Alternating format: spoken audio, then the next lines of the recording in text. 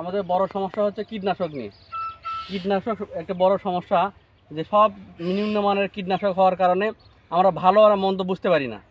দ্বিতীয় কথা হচ্ছে কি, কিছু কিছু ভালো কোম্পানি আছে যেগুলোর দাম অনেক বেশি, যা আমাদের সাধ্যের মধ্যে কুলায় না। যে আমরা যে একটা কীটনাশক কিনে যে স্প্রে করব, সেই কীটনাশক কিনতে আমাদের অনেক টাকার প্রয়োজন হয়।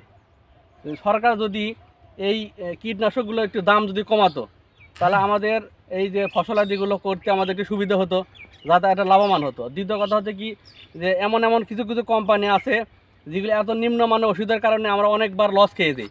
মানে আমাদের ফসলাদিগুলোতে আমরা অনেক লসের কারণে আমরা অনেক পথে বসে যাই।